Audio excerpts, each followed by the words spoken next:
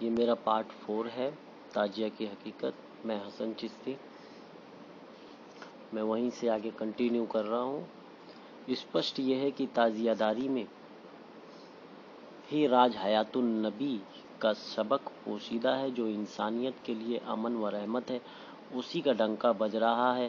تاجیہ ورودھی تو بنو امیہ دسترخوان کے جھوٹ کھنے ہیں، علم حیات النبی سے انجان ہے، اس لیے وہ فتوے کی نقل کرتے ہیں جو معاویہ و یزید نے بنو ہاشم کے خلاف فتوے نکالے تھے، کہ معاویہ نے جو جمعہ کے خطبوں میں حضرت علی اور بنو فاطمہ کو گالیاں دلوائیں، اور یزید کو حکم جاری کیا کہ ہم نے اپنے پروجوں کا جو جنگ بدر میں مارے گئے تھے خوب اچھا بدلہ لے لیا، خبردار اب کوئی بنو ہاشم اور بنو فاطمہ کا نام نہ لے، اور امی دسترخوان کے جھوٹ کھانے والے تاجیہ ورودھی تو یہ لکھتے ہیں کہ تاجیہ داری شرک و بدعت ہے۔ کسی نے لکھ دیا تاجیہ داری قطعاً ناجائز اور حرام ہے، معاذ اللہ۔ یہ تو بنو فاطمہ سے خالص ہے، تو تاجیہ داری پر فتوے دے رہے ہیں۔ ذرا اور آگے بڑھ کر بنو ہاشم سے خالص دیکھیے۔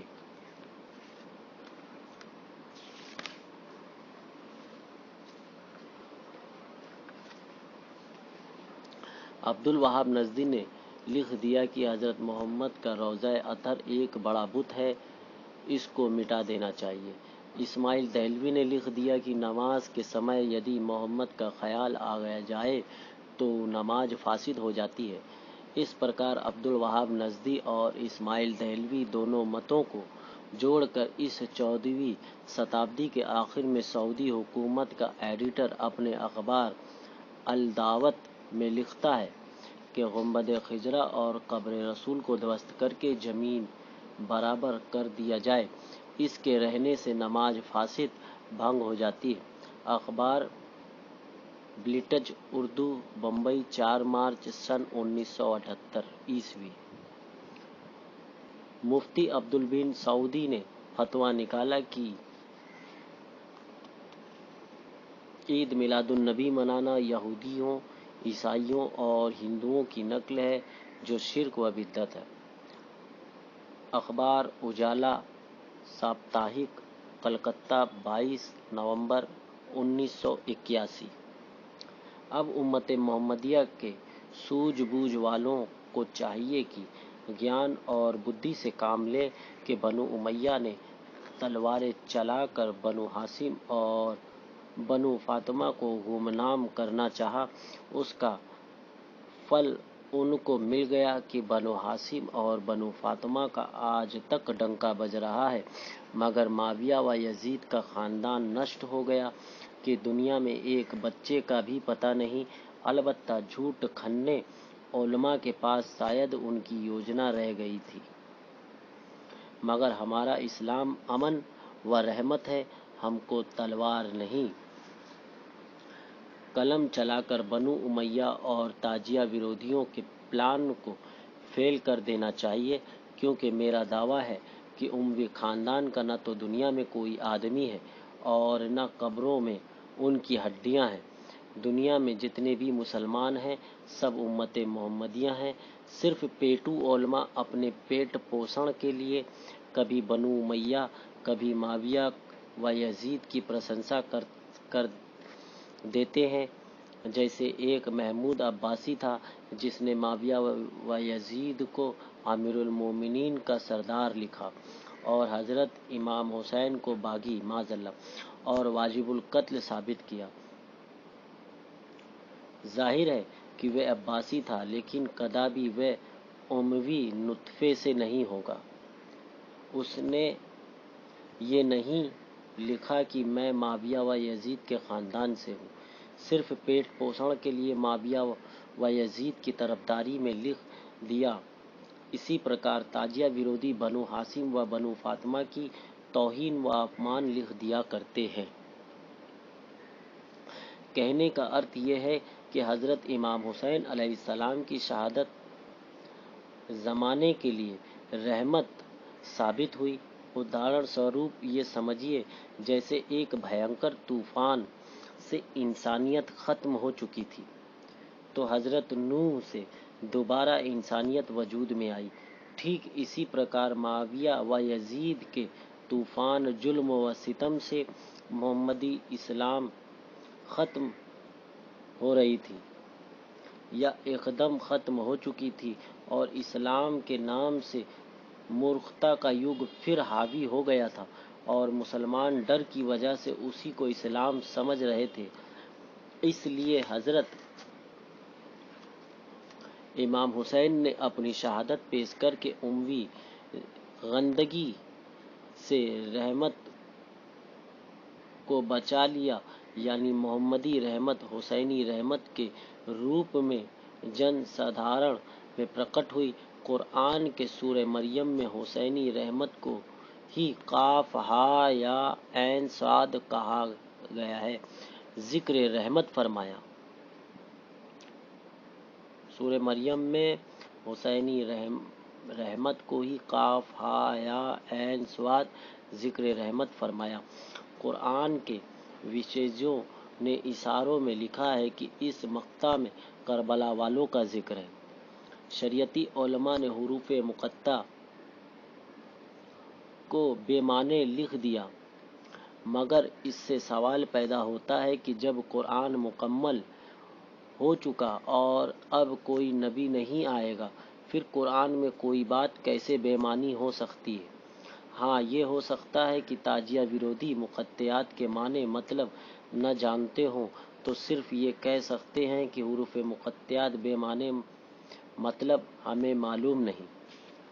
حروف مقطع کی ایک روشنی حروف مقطعات کی ایک روشنی اگلے مفسرین کے لکھوں سے پتہ چلتا ہے کہ سورہ مریم میں شہیدوں کا الیخ ہے۔ سورہ مریم کی شروعات مقطعات قاف ہا یا عین صاد۔ اب اوترت ہوا تو حضور کی سجل آنکھوں سے آنسوؤں کی دھارا اس طرح پرواہت ہوئی، یعنی جب یہ آیت آئی تو آپ کی داڑھی مبارک تک بھیگ گئی آنسو سے، پرواہت ہوئی کہ داڑھی تر بتر ہو گئی، تو اللہ تعالیٰ نے فرمایا اے میرے محبوب اتنا شوق نہ کیجیے، قاف ہا یا عین صاد تو ذکر رحمت ہے۔ خدا کے اس فرمان سے حضور کو اطمینان ہوا اور سورہ مریم کا اوترن شروع ہوا۔ مفسرین نے لکھا ہے کہ سورہ مریم زکریا کے قصے سے شروع ہوئی ہے، ارتھات حضرت زکریا بیت المقدس کے محراب کے لیے وقف یعنی دان تھے، جس کو محراب ورودھیوں نے محراب میں آرا اور چیر ڈالا۔ مریم بھی اسی بیت المقدس میں وقف کی گئی اور حضرت عیسیٰ بھی اسی سلسلے میں قربان کیے گئے، ارتھات سورہ مریم میں قربانی ہی کے الیخ بھرے پڑے ہیں۔ ان قربانیوں کا یہ مقطع پیش لفظ ہے۔ پیش لفظ مقطع میں بھی قربانی ہی کا ذکر ہے، چاہے وہ حضرت اسماعیل کی قربانی کا ذکر ہو یا آل اسماعیل کربلا والوں کی قربانی کا ذکر ہو، کیونکہ یہ قاعدہ ہے کہ کسی کتاب میں جس مقصد کا الیخ کیا جاتا ہے اس کا مفہوم بھاو پیش لفظ پراکتھن میں ہی اسپشٹ کر دیا جاتا ہے۔ اس لیے ظاہر ہے جب کہ قرآن حضرت محمد پر نازل ہوا تو پیش لفظ قاف ہا یا عین صاد میں کربلا والوں کا ذکر ہے، کیونکہ حضور سرکار دو عالم حضرت محمد صلی اللہ علیہ وسلم یحییٰ، زکریا، عیسیٰ اور مریم کی کہانی سنانے کے لیے نہیں بھیجے گئے تھے۔ جی غور سے سمجھ لیجئے کہ حضور سرکار دو عالم محمد صلی اللہ علیہ وسلم یحییٰ، زکریا، عیسیٰ اور مریم کی کہانی سنانے کے لیے نہیں بھیجے گئے تھے، بلکہ سب سے بڑی قربانی جس پر امت محمد کی زندگی کا دار و مدار ہے کا سبق پڑھانے آئے تھے۔ اسی بڑی قربانی کا پیش لفظ کاف ہا یا عین صاد ہے، جس کی مثالوں کے لیے یحییٰ، زکریا، عیسیٰ اور مریم کا بھی الیخ کیا گیا ہے۔ مگر آج کل ادھکانش نادان لوگ امت محمدیہ کا اصل سبق جو حروف مقطعات کاف ہا یا عین صاد ہے اس کو نہیں جانتے ہیں، اور عیسیٰ، مریم، زکریا، یوسف، زلیخا وغیرہ کے خرافاتی قصوں کو اپنا سبق سمجھ رہے ہیں۔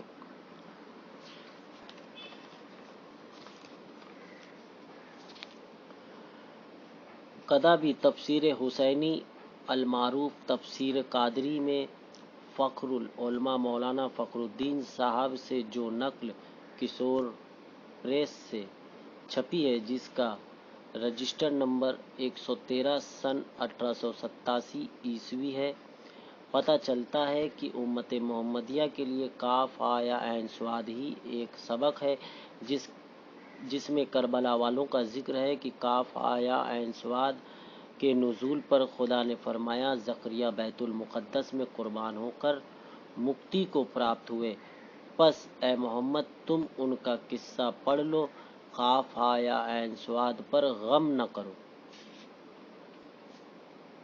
اب تفسیر حسینی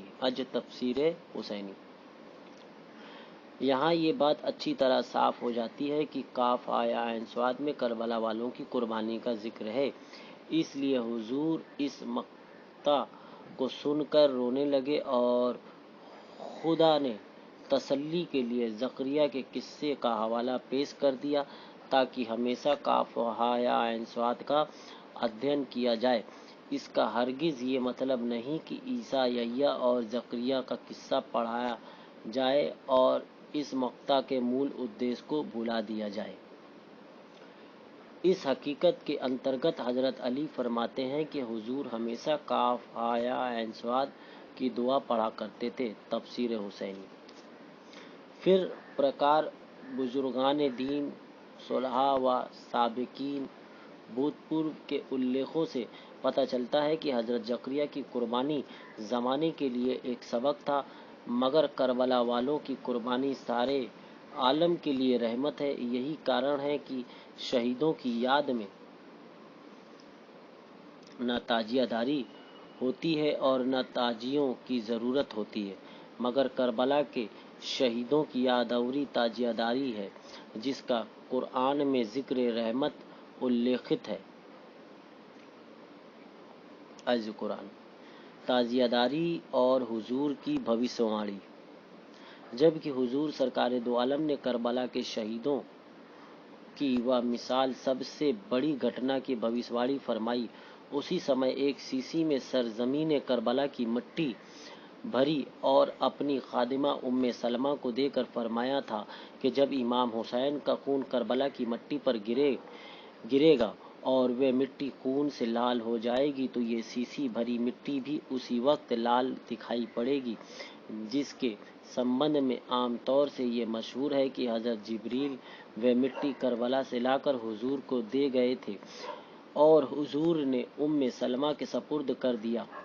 بہرحال چاہے جو بھی ہو، چاہے کوئی فرشتہ مٹی لایا یا حضور نے کسی پرکار کربلا سے منگوائی، مگر مٹی بھری سیسی کی گھٹنا صحیح ہے کہ وہ سیسی بھری مٹی حضرت ام سلمہ کے پاس امانت رہی اور کربلا کی گھٹنا کے سمے تک ام سلمہ زندہ تھی، اور امام حسین علیہ السلام کے خون سے جب کربلا کی مٹی لال ہوئی تو ام سلمہ کی سیسی بھری مٹی لال سرخ دکھائی پڑی، جس کو لال دیکھ کر سوگرا بانو بے ہوش ہو گئیں، جس کی پوری واقعہ یوں ہے کہ حضور سرکار دو عالم کی وفات کے 50 سال بعد معاویہ کے مرنے پر یزید بادشاہ ہوا۔ اس نے اعلان کیا کہ میں ملک کا خلیفہ اور مذہب کا امام ہوں۔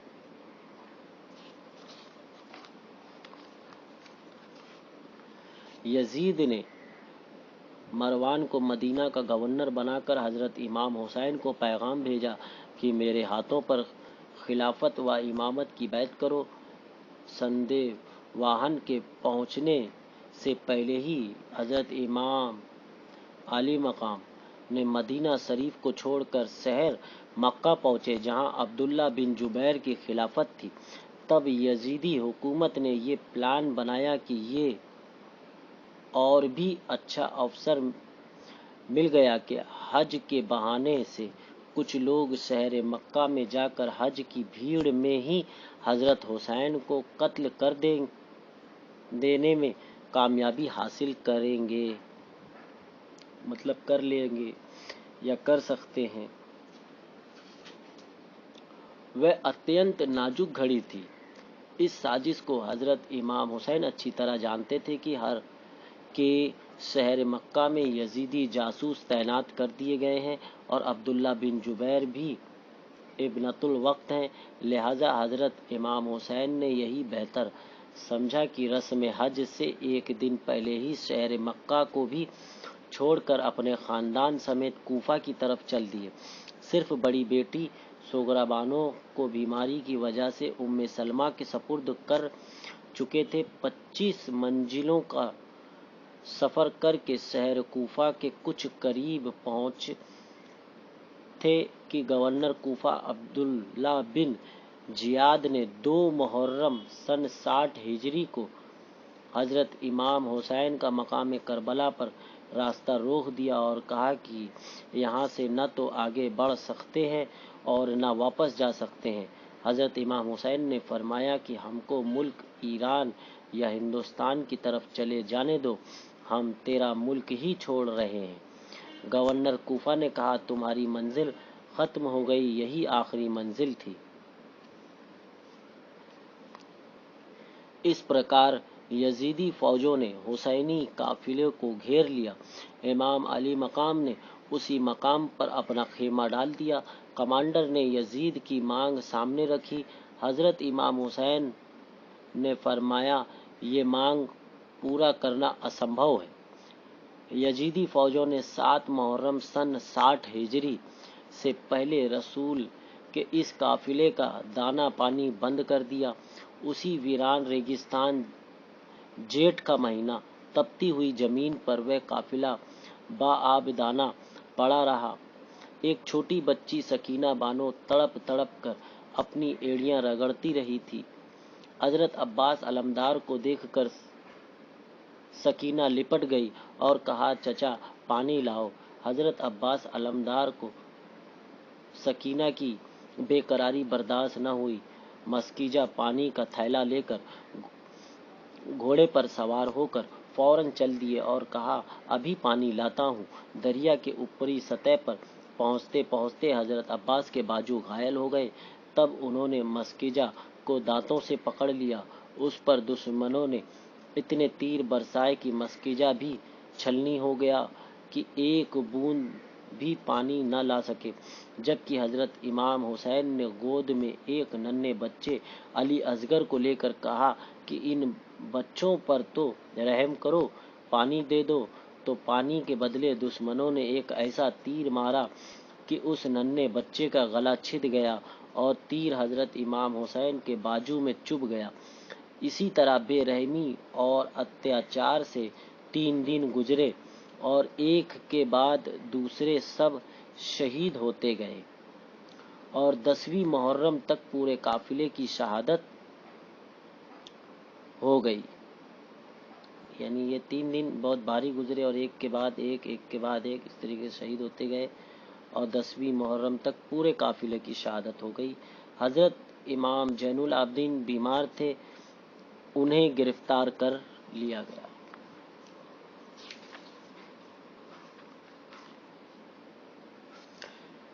شہیدوں کے پوتر سر پر اور قید کی ہوئی عورتوں کو پیدل چلا کر ابن زیاد کے پاس لے جایا گیا۔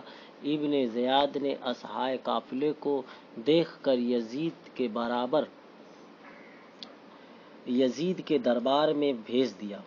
یزید نے ان عورتوں کو برا سلوک کیا۔ شہر دمشق میں حضرت امام حسین علیہ السلام کا سر مبارک نیزے پر چڑھا کر عورتوں کو ننگے سروں بیمار، عابد